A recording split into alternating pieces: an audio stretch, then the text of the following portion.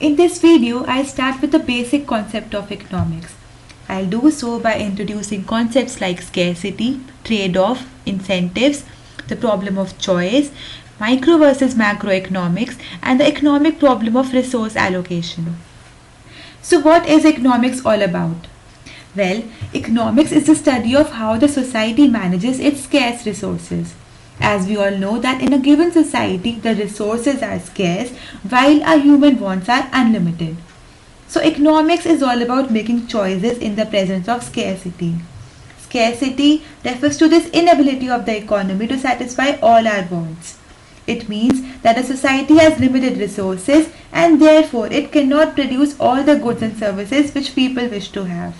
Why do people need to make choices? We just learned that resources are scarce.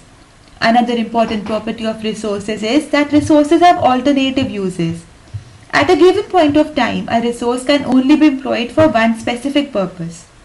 For example, if a dentist is also good at playing a guitar, at a given point of time he can either attend to his patients or perform at the ongoing music concert.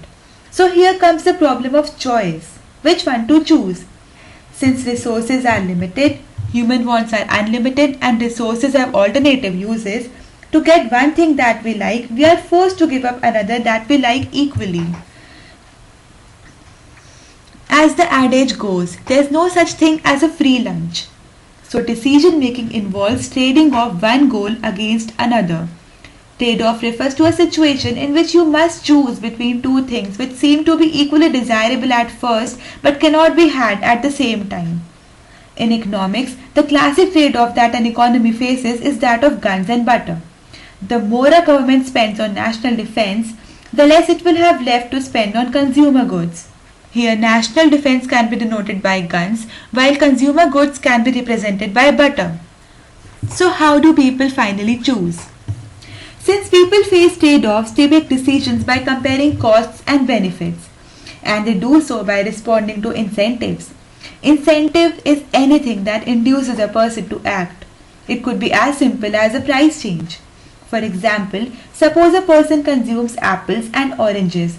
Now if the price of apple increases, this person would find it costly to consume the same amount of apples that it previously did.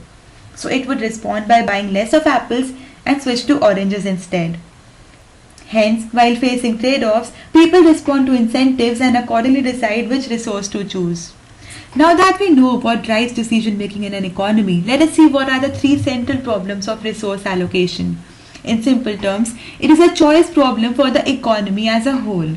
The problem has three components. First, what to produce. This is the problem of choosing which commodities to produce and in what quantity.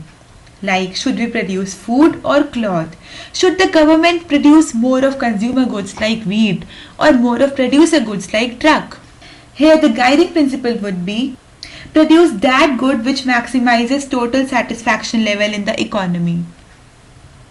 Second, how to produce. This is the problem of choosing technique of production. A good could be produced either by labor-intensive or capital-intensive techniques.